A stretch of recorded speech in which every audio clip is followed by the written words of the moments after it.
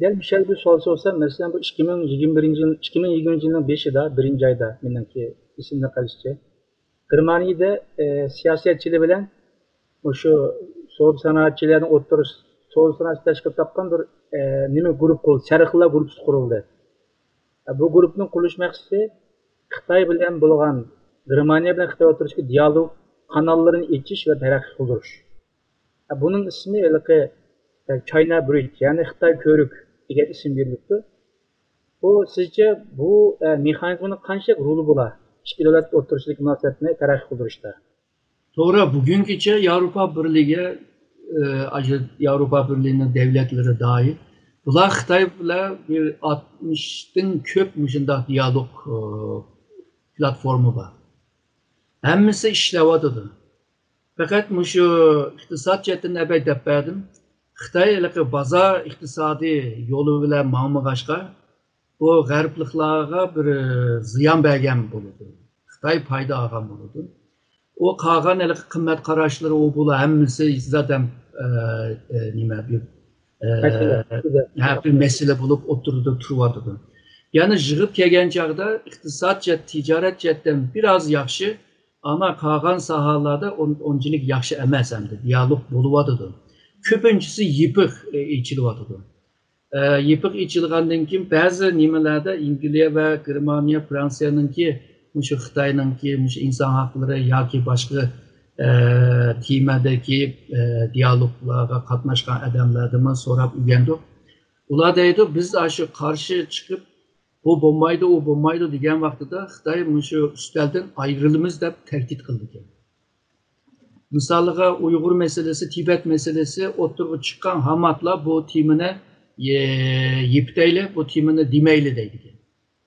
Eğer yanı değmen dese onda olsa jığın yıpıldı deydi.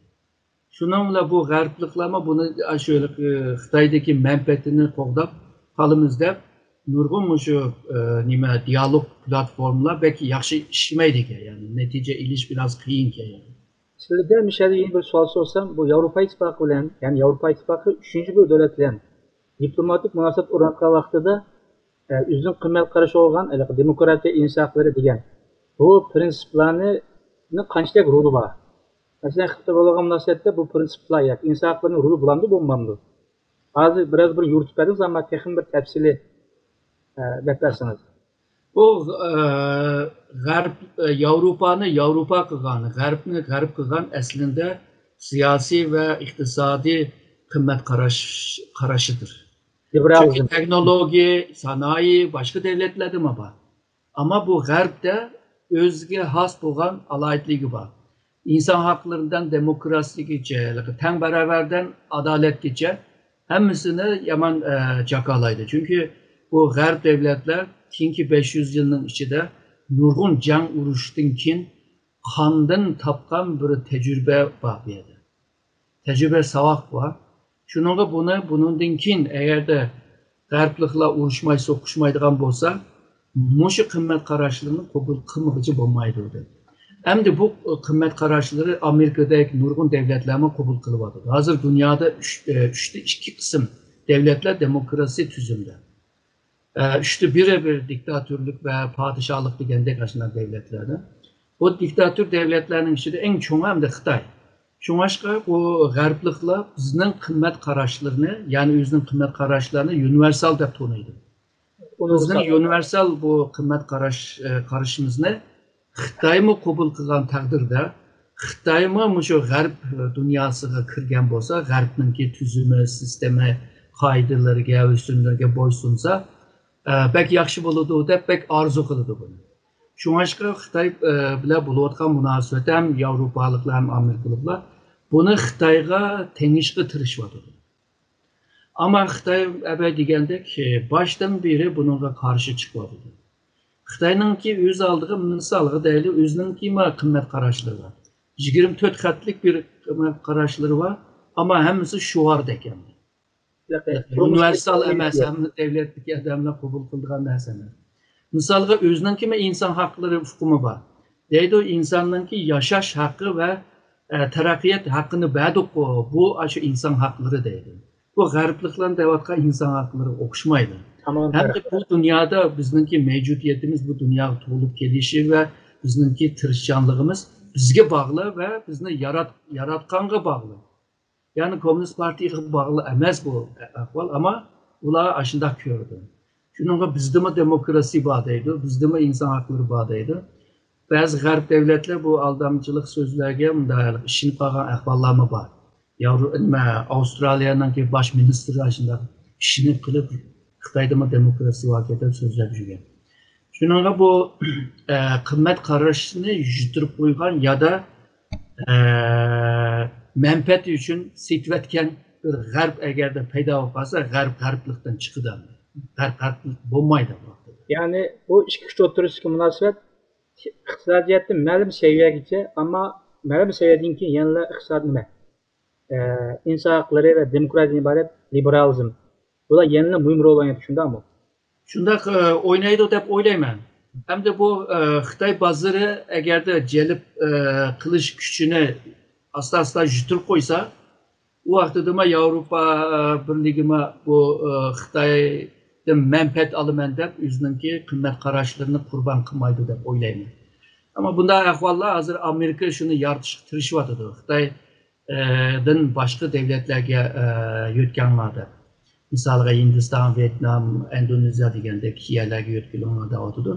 Xitoyning bozori davom qildigani bo'lsa, Xitoyningki shu siyosiy xavfsizligi davomli qildigan bo'lsa, jamiyat muqimligini davomli qildigan bo'lsa, Yevropa birligi Xitoy bilan bo'lgan bu iqtisodiy ticari munosabatni devam qiladi deb o'ylayman. Chunki bu Yevropa davlatlar buni qilmagan taqdirda o'zining taraqqiyatiga daxil bo'ladi, ziyon bo'ladi. Hozirgi paytda. Shuningga bu devletler arasında bulup Yevropa birligi bilan Xitoyning arasındaki bu xil ziddiyetlik münasebet değil.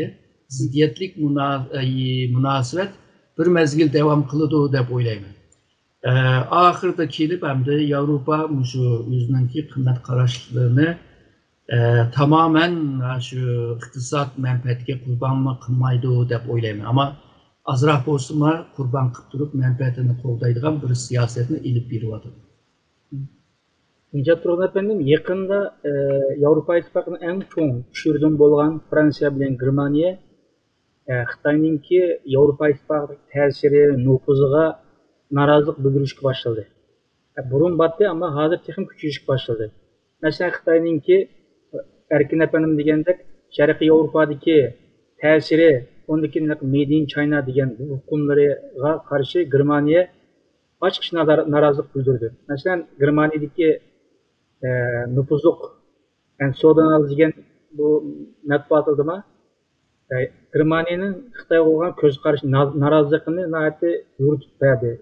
Shu munosabat analizlar chiqishga boshladi.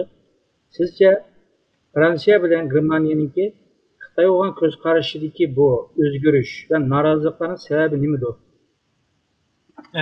Bu köp taraflılık bu narazılıklarının elbette Angliyanınki bu narazılık var deb hisoblasak bo'ldi. Çünkü Avrupa qit'asidagi asosiy 3 cho'ng kuch Fransiya, Angliya, Germaniya bu siyosiy, iqtisodiy, sanoat nimada. Angliya bu Xitoyga norozilikni izchil ta'kidlab kelyapti.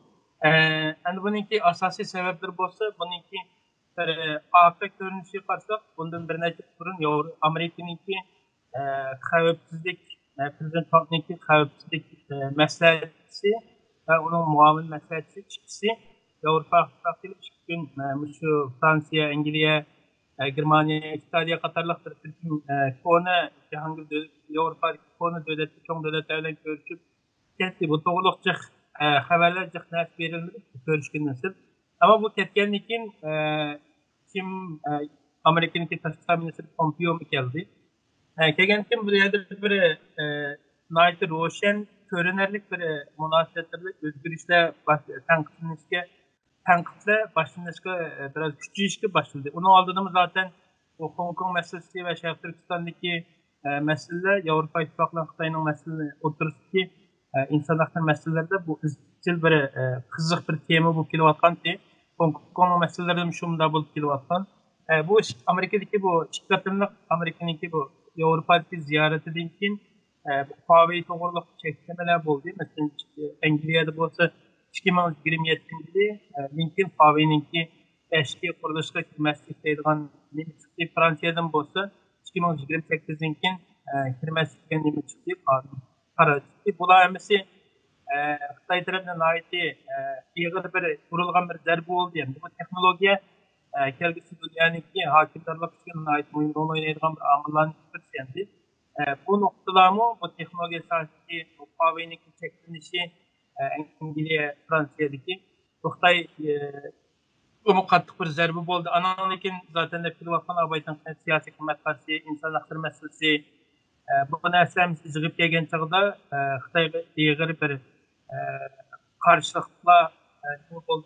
Lekin abaytan deganda zaten Xitoyga qarshilik va Xitoyga salbiy qarashninki ish berishi xalqning shu korona masalasi undan burungi böyle diplomasiyasi yürgəndək nurg'unlagan davlatlarningki ichki ishlarga aralashganlik misollarini ko'rdik. Masalan, Xitoy o'zidagi u yerdagi siyosiy va iqtisodiy huquqiy kuchdan foydalanib, ularning ichki ishlarga ba'zi davlatlardagi hatto ministerliklarningki ba'zi faoliyatlarga qatnashsang, biz senga viza bermaymiz degandek qattiq takliflarni qildi. Angliyaningki Xitoyda turishlik boshqarmasi Angliyaga ig'ir tahdidi gaplarni qilgan nimalarni ko'rdik. Masalan, chiqib aytgan chog'da bu yuqorqi sabablarningki hammasi Fransiya, Angliya va Germaniya qatorliq davlatlarningki Xitoyga qarshi tutgan pozitsiyasininki o'zgarishiga sabab bo'ldi. Endi Yevropa ittifoqida 3 turli nima tutadi pozitsiyachi bunda. Eng oldin qatorda Shvetsiya, Angliya, Fransiya va Germaniya bu davlatlar biroz qattiqroq qattiqroq pozitsiyada bo'lgan. İkincisi biraz normal pozisiyada turgan bir turkum davlatlar var. Mesela Gollandiya, Daniya qatorliq bir necha davlatlar. Ondan keyin Xitoyga pozitsiyasi tanqidiy pozitsiya qilmaydigan va chekinib turadigan bir turkum davlatlar var. Ehtimol degan 17 turdagi O'rta va Sharqiy Yevropadagi bir turkum davlatlar va bunun qo'shilgan holda bugungi Gretsiya va Italiya qatorliq davlatlar Xitoyni tanqid qilishdan va Xitoyga qarshi chiqishdan biroz chekinadigan davlatlar bor. Yani Michel bir erkin muallim sizden bir soru sorsam. Avrupa halkı ve devlet seviyesinde Fransa, Germaniya bazı devletler Xitoyga qarshi norozilik kuchaydi. Dal shu vaqtda Xitoydagi medialar, yani Xitoyning qo'lidagi medialarda Yevropada sinofobi, ya'ni Xitoy qo'rqusi avjlashga boshladi deb qattiq tashviqot olib bordi. Hatto bu ahvolni o'z vaqtida 1900-yillardagi 8 davlatdan Xitoyga hujumga o'xshatdi. Bu Xitoy ahvol qattiq bunday bir pozitsiya, kuchli pozitsiya tutdi sizcha? Birincisi psixologiya bilim shiftish. Xitoy ba'zi masalalarni atay cho'ngaytib, atay yo'g'otib, xuddi Xitoyning ochig'i kelgandek qilib, undan keyin psixologiya jihatdan bir bilim shiftish. İkincisi Xitoy haqiqatan burunqi o namratlıktan qutulib, hazır azroq bir boy bo'lgandan keyin o Xitoyninki gibi bilan to'g'ri bo'lib ketdi bular. Ya'ni keyin pulni keyin ko'rgan odamlarning qiliqlarini qilyotdi. Shuningga bu g'arb davlatlarininki necha yuz yillik shunday bir ilg'or bir jamiyat bo'lganligini unutib bilib, xohlagancha xalqlarni tanqid qila oladigan bir haqni o'zidan ko'ryotdi. Chunki biz boy bo'ldik. Biz 100 yil avvalgi namrat Xitoylar emas deydi. Hozir biz kuchli bir davlat. Shu bizni bo'zak qilgan shu g'arbliklar bundan keyin bizga hurmat qilsin, bizni hozirgi o'rnimizni, hozirgi salohiyatimizni yaxshi tonisin deb shunday nima orzulari bor Xitoyning.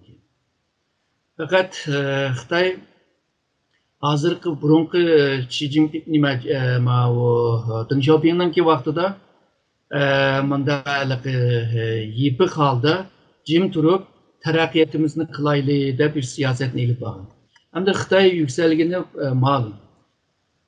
Bundan keyin yana shunday yushirib agarda diplomasiya va tashqi siyosatni, iqtisod, tijorat munosabatlarini ilib borsa, xalqlarning oldida chini qoladi. Ama bununla karşı yeni bir xil bir siyasetini ilip biriş lazımdı. Ama sen nime deyse degende dahunga bir xil siyasetini ilip biri vardı. Hazır eleki uruş böğrüsü diplomasisi dep anlatıvadı hazır Xitay'nınki şu kılıklarını. Şununla Xitay'nınki bu tünügün bir çoğun küçük bir devlet bulup kudretlik devletke kelmey turup Cihangir devlet bulmay turup hazırdanla haklarını bizim işididigan haklarga yersiz tankit kıldıgan işlerini kılıvadı. Bu bir mezgilden keyin Avrupa cemiyetinde Xitayga bolgan öşmenligini texmi köpeydi. Bu nurgun devletlerde hazır görüyatımız bunda. Mesela Afrika devletleri, Pakistan'da, Sri Lanka'da, Endonezya'da, Filipin'de nurgun yerlerde görüyatımız bunu. Ama Xitay hazırca bunu tüzetkini yok. Bütün günahını hakkı atıp koyup bir xil xalqni bizim aslında yaki xalqni bir xil qazda hissiyatının qazda astıga taşlap koyup minnettar ağlığı taşlap koyup kılıvatkan bir üslup dep oylayım. Ama bunun neticesi yaxşı çıkmaydı dep oylayım. Gel bir şey deyin, sizin bir soru sorsam, hazır Xitay bilen Amerika oturursa her sahada münasebetlerde çoğunkur bir keskin tirkişler var.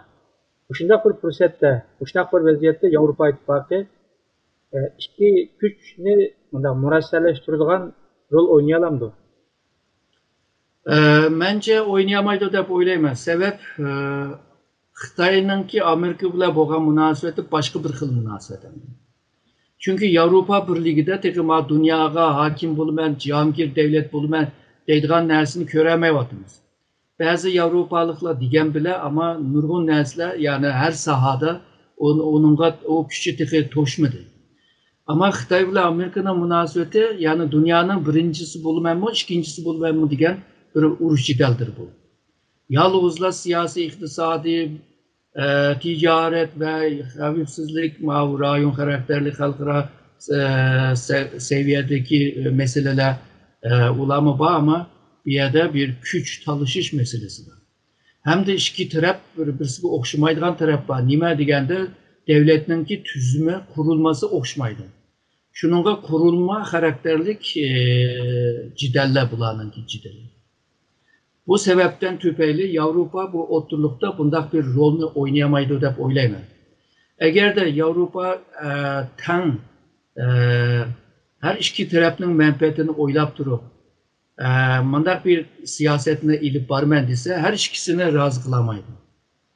Amerika tarafı biz nime yan bassa Xitay hap olurdu. Xitay'a yan bassa Amerika hap olurdu. Şununla bula oturlukta bunda bir rolünü oynayamaydı. Oynasıma özge bir paydası bulmaydı.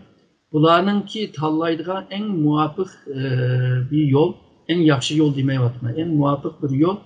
İkisi cidel kısa oturluktan kanda paydalış. Şimdi uzun menfaatini oylaydı. Hazır yukarıda işkinla Avrupa İttifakı ve Xitay oturuş münasebetlerini hili etraflı söylep verdinler. Biz şu noktadan hem de iki oturuştaki münasebet noktasından Hong Kong yani Şarkı Türkistan Hong Kong meselesinin ornu zaten kandak buldu. Şuna bir izahat verseniz. Ben bunu Nicat efendim. Siz İhtimal başta söz.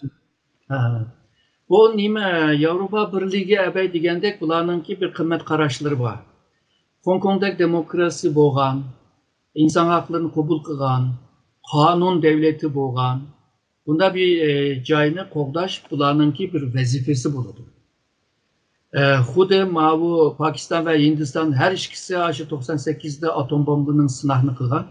Ama Hindistan'a garplıkla cık bir isim işletmedi ama Pakistan'a bir isim işletti. Sebep Hindistan demokrasi bir devlet olacak.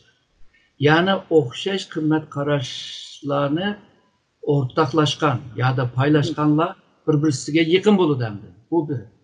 Ama İngilizce bile Hong Kong'un boğan münasebeti biraz farklı. Çünkü İngilizce'ninki müstemlike rayondu.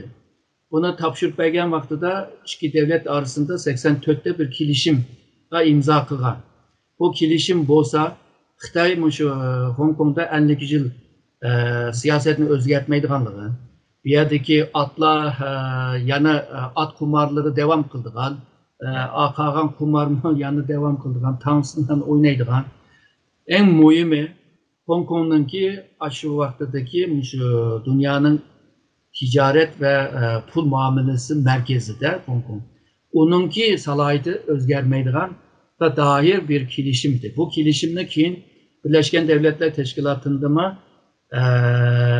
tescil kılındı. Yani aşağıma tızımlıgan oldu. Bunun tızımlışı diyen gep bu halkara kanunga aylandı diyen gep. Ama Xitay bu Hong Kong'u 97'de tapşırıp ağandan keyin tehi 10 yıl ötmey turupla Hong Kong'a yüzünden bilgen siyasetine ilip girişki başladı. Bulup mu şu 2014'ten bugünküce Hong Kongluklar Xitay'ınki bu siyasetine karşı bir namaş şeklinde narazılığını bildirişe tırıştı. Hem de Xitay'daydı, ki bu kilişim aslında bir tarihi bir kağızdaydı. Yani tarihi hüccet ismi, yani ötep ketken hüccet ismi ama tarihi bir kağızdaydı. Kağızdan ibaretti. Yani halkara kanunlarını ben itibar kılmayman deydi. Bu hem de İngilizce'deki o kanunga sadık buluşu den tüpeyle onunki bir vazifesi var değil mi? Yani Hong Kong'un kokdaşının vazifesi var. Amerika'nın 1991'de okşaydıgan bir kanunu çıkargan mecliste. Yani Hong Kong'daki salayetini kokdatır. Hem de bunda bir ahval peyda bolgandan keyin Hong Kong'da Xitay'nınki bisminden tüpeyle oturup çıkan bu vakalardan tüpeyle Amerika mı şu Hong Kong'u kokdayman dep topladı ama Xitay'daydı bu yemeninki illik hukukla dair ve meninki devlet bütünlüğü dair bir yer hiç kim arlaşamaydı da o mu kanun çıkarıp bir yerine başvuruşla tırışıyordu. Xitay bunda kılgan siri garplıkla özününki bir vazife bolganlığını yani mesuliyet bolganlığını his kılıvadı. Ve bu his kılış bakan siri küçünüvadı. Bu sebepten tüpeyle hem de Hong Kong meselesine köngül bölüp devamlı Hong Kong meselesinde bisimini işiltivadı. Bununla okşaş hem de bu nime Uygur meselesi mi şunda hem de. Uygur meselesine belki yani kin sözlüşümüz ama bununla birlikte şu Tayvan meselesi, Tibet meselesi, hemsi şu Hong Kong meselesi okşaydı. Yani Xitay belgen sözü bile ya ki özününki şu mecliste çıkargan kanunlarıya hilaf kılıp bu rayonlarını öz bilgence başkurvadıdı, bisim bile, zulüm bile başkurvadıdı. Bu bugünkü 21. yüzyılda insanlıknınki insaniyetke maskemeydiğen ve insaniyetninki bir meyneti edip köstüvadıdı. Eski kılıklar. Bu özününki kıymet karaşları nokta nazardan bu meselelerge karavadıdı dep oylayman. Ama ertügün bu yalnızca insan hakları emez, belki strateji seviyede boğan bir köz karaşlama peyda bolgan vaxtıda Xitayga boğan bisim texima güçlük buldu dep oylayman. Del muş yerden başlap Xitay Avrupa İttifaqı münasebetinden bizim Şərq Türkistan Uyğur meselesi qandaq qarayımız mesela?